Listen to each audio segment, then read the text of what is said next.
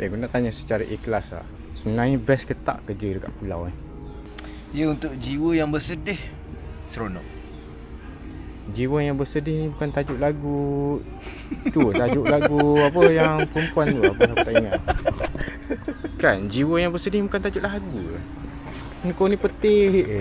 Yalah, betul lah. Untuk jiwa yang bersedih dia jadi seronok lah. Sebab everyday lepas tengok laut kan, tak ada gurau-gurau. Tak boleh percaya ni. Kita tanya Mak. Mak, kerja pulau ni sedap tak pernah?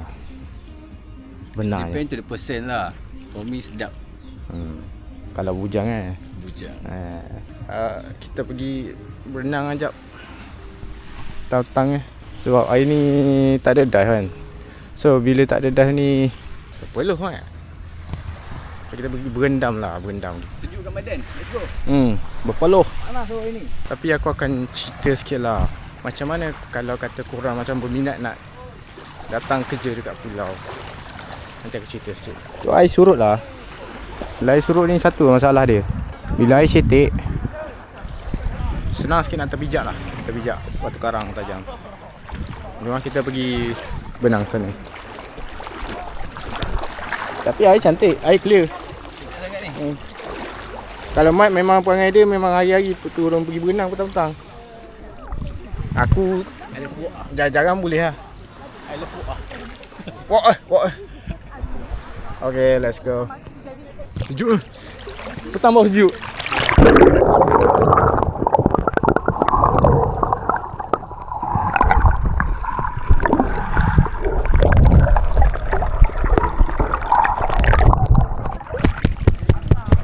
Air cetek gila.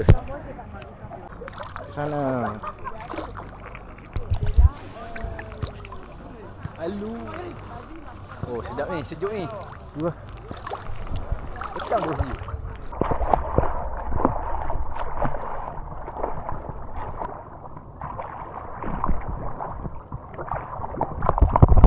Lekuk semua.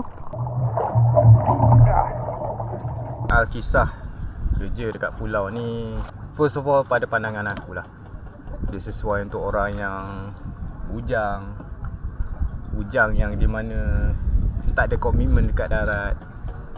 Kalau mak ayah masih ada, mak ayah yang masih sihat, macam tak perlukan keberadaan anak tu dekat rumah. Andai kata dah kahwin tapi tak ada anak lagi, okey lagi lah, boleh lah nak datang kerja dekat pulau. Sebab dia ada banyak cabaran jugalah dugaan dia tu dekat pulau ni. So sebelum aku cerita lebih lanjut lah pasal kerja kat pulau ni, what kind of work can you do? Apa jenis pekerjaan? Kalau pada mata aku lah kan, dia ada banyak pekerjaan yang boleh buat ni. Macam resort, kerja dekat resort lah. Kerja dekat restoran resort ke, basically whatever have to do with resort lah. Boleh kerja dekat snorkeling, jadi macam snorkeling guide ke, ataupun macam kerja macam kita orang kerja dekat dive center, jadi dive master, admin dive center, ataupun instructor dive guide lah, contohnya tu. Ataupun kerja jadi boatman. Tapi ada juga yang jenis macam freelancing, tour agent, bawa orang, bawa turis datang sini. So bab-bab pekerjaan ni banyak boleh pilih, cumanya ada ke tak yang kosong. Itu cerita dia. Kalau ikutkan keadaan ekonomi sekarang ni memang tak berapa nak memberangsangkan lah kan. Tapi kita selalu tengok orang upload dalam social media kan, kerja dekat pulau best gila. Hari-hari boleh tengok sunset kan, air tenang, petang-petang macam ni. Ini bukan selalu tau. Bukan selalu tenang macam ni. Ada hari-hari berombak kuat, hujan, angin, in terms of cuaca. And then kita go back to the other parts pula. Macam kalau korang kerja dekat sini, kerja dekat resort, okay, mungkin resort akan bayar lah kan, tempat tinggal apa semua. Mungkin ada staff meal punya price kan. Tapi ada juga yang tak ada. You guys kena stay, kena bayar. Tapi dia punya makanan tu bukan macam kita dekat darat tau. Macam dekat mainland, dekat rumah lah. Kalau kata nasi goreng Pattaya RM10, kat sini RM20. Staff price tolak RM5, still RM15. So still mahal sebenarnya kalau ikutkan. And then keperluan, barang mandi, barang peribadi, korang still nak kena masuk ulang alik Besut. Lepas tu nak ulang alik masuk Besut, nak kena bayar tiket bot. Kan kita ada staff price. Sekarang ni RM40 sehala untuk turis. Kita tak adalah bayar RM40 sehala, ada staff price, tapi still kena bayar. Kat situ pun kita boleh nampak kan expenses dia. Satu lagi, datang kerja pulau ni, whatever you do kan, whatever bidang yang you guys buat, tak kisahlah kerja dekat resort ke, dekat restoran ke, dekat dive center ke. Mungkin dive center lain sikit lah. Okay, mungkin cerita dia lain sikit lah dive center. So kalau you guys fikir macam nak buat duit kerja dekat pulau, tak boleh, because everything is so expensive actually. Aku tak tahulah dekat Pulau Redang, Tioman dengan pulau-pulau lain tu macam mana, tapi sejujurnya korang bukannya boleh buat duit sangat. Simpan duit tu boleh macam berjimat lah, kalau kata staff masak, makannya apa yang ada je lah. Tapi kalau korang hari-hari nak makan dekat luar, hari-hari nak pergi Rosemary, hari-hari nak pergi Ocean Boy tiap malam, memang pokai juga. Ada banyak benda yang macam mempengaruhi lah keputusan untuk kerja dekat pulau. Dari segi kos, dari segi basically dari segi kos lah kalau ikutkan. Lepas tu timing kerja, like kalau kerja kat sini dia macam sehari seminggu macam tu cuti. Tak tahulah, tapi pada kita orang yang kerja dah center ni 4 hari sebulan. Dia orang yang full time lah. Kalau aku tak payah tanya lah, aku lain sikit, okay? Special privilege. Tapi kalau kerja macam dekat resort apa semua, kalau hari cuti apa semua memang agak limited lah. Weekend tak boleh cuti biasanya, sebab time weekend tu lah orang ramai. Last part yang aku nak mention lah, this is like the grey area yang mungkin orang tak nak cakap lah, tapi mungkin aku boleh sentuh sikit. Kalau korang bujang single dah berkahwin sekalipun, remember, duduk dekat pulau ni sangat banyak dugaan dengan cabaran dia. Mungkin aku tak perlu nak cerita panjang-panjang lah, tapi korang pun faham lah aku rasa apa yang aku nak maksudkan kat sini. Iman kena kuat, kan? Solat kena jaga. Ini pesanan sesama muslimah. Aku sendiri pun tak perfect, jauh dari perfect, aku banyak dosa juga, tapi itu sekadar pesanan aku. Ingat, banyak cabaran dia. Kalau korang pernah tengok video-video aku sebelum ni kan, di mana ada sedikit klip pendek apa semua itu, so aku faham kot apa yang aku maksudkan. Tapi all in all, selain daripada dugaan, cabaran, kos apa semua kan, yang best kat sini bila kerja dekat pulau, tengok petang-petang kita have fun, berenang, enjoy. Hari-hari main air. Nampak air betapa clearnya dekat bawah tu. Air pasang lagi best. Main depan tu je, tak payah pergi jauh. Petang-petang lompat dekat jeti. So itulah contoh-contoh simple yang aku boleh bagi tahu lah.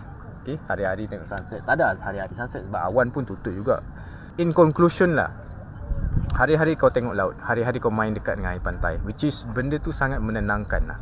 Unless korang ni jenis takut air, jenis tak masuk air, itu lain cerita lah. Tak masuk air ni dia takkan dapat rasa 100% apa yang kita rasa, yang selalu main dalam air laut. Lagi-lagi air laut. Cakap pasal soal tak pandai berenang, orang yang tak pandai berenang pun tiba-tiba jadi pandai berenang bila dah start kerja dekat pulau. Kan? Betul. Kan lagi senang belajar berenang dekat pulau kan? Betul. Dekat air masin. Senang lagi terapung. Lagi senang terapung. Tak payah risau pasal tenggelam. Kan? So, dia banyak benefit lah. Hari-hari kita main air laut, tapi tak adalah hari-hari. But what I'm trying to say is, hari-hari kau masuk dengan garam, kan? Salt is essential tau untuk badan kita. Selain daripada soal berenang ni, boleh lepak dengan kawan, dengan customer, meeting new people, meeting new Mak Saleh, kan? Kena datang 2 piece, itu cabaran dia. Sudah. Tapi kita as professionals, kita ada adab kena ada. Profesional tu kena lebih sikit. Yes, jangan duk tunjuk gatal sangat tu. Gatal garu. Gatal tu biasa, tapi jangan tunjuk. Jangan berlebih-lebih. Yes. Semuanya sederhana. Apa pun banyaklah benda-benda yang kita boleh enjoy kalau kerja dekat pulau ni. Malam kalau macam nak pergi lepak-lepak sebelah Long Beach boleh, tak ada masalah. Nak pergi tengok fire show boleh, if that's your own thing lah kan. Kalau macam aku tak, prefer just duduk dekat hammock, chill, main phone, social media, itu saja. Lepas tu boleh pergi makan, jumpa apa yang staff-staff dan center lain, kalau member ramai dekat resort apa semua. Something like that, benda-benda simple. Sama macam kita duduk dekat darat, dekat bandar, lepak kedai mamak, something like that lah. Dia yang seronok dia satu lagi, kita dah start mengambil masa lalu tau. Kita dah tak banyak main ingat Android. Every activity kita run pun kita boleh buat kawan. Mak Saleh pun ada yang run seorang-seorang morning. And then kalau bertempur tu just bertegur and then santai. Esok lusa kita set time, kita run sama-sama, jogging sama-sama, hike sama-sama, swim sama-sama. Banyak aktiviti. But guys, apa-apa pun ingat macam aku cakap point mula-mula tadi, siapa yang sesuai untuk datang kerja dekat pulau. Orang yang bujang, tak ada komitmen, tak ada, yalah, basically tak ada nak kena fikir apa-apa dekat back at the mainland, dekat kampung ke, dekat bandar ke. Sebab apa? You have nothing to worry about, you have nothing to think about back at the mainland. Sebab kalau ada apa-apa masalah, korang nak balik darat cepat-cepat tak boleh. Last book pun pukul 4, pukul 5, nak balik malam tak boleh, susah. Melainkan ada kawan, macam tu lah, ada book sendiri. So anything susah lah. But other than that, and kerja dekat pulau ni memang enjoy lah. Lain lah kalau bos korang, kerja korang tu menyusahkan hidup. Kalau asyik stres tu tak jadi apa juga. Okay lah, jom lah, kita nak kena gerak balik lah. Terimalah. Wow, boleh sama. Sila. Pelancong kita datang. Wow. Oh, Thomas. Inilah keseronokan dia. Penat kerja, boleh terjun. Kalau jenis boleh layan seseorang lah. Kalau ada buddy, kalau ada member, senang lah. Tak ada masa janggal. Berani usul ni.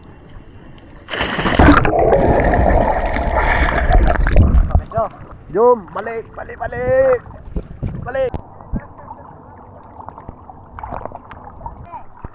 Makanya selesai sudah. Sesi berendam. So tengoklah petang-petang macam ni lah kalau kerja dekat pulau. Sampai situ je episod kali ni. So my workplace di dah video ni. So see you guys on the next video. Bye. Tutup. Bye.